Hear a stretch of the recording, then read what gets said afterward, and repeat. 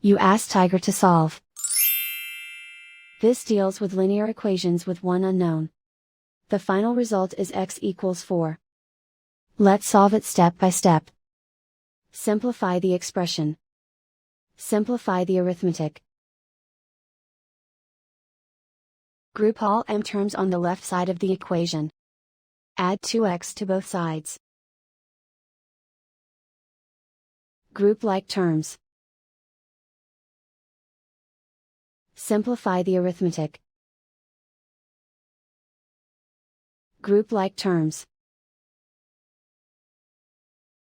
Simplify the arithmetic.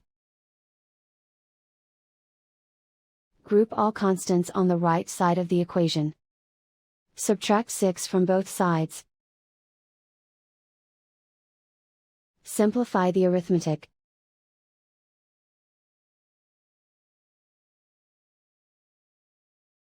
Isolate the m. Divide both sides by -2. Cancel out the negatives. Simplify the fraction.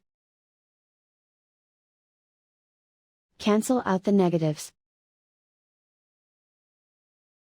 Find the greatest common factor of the numerator and denominator.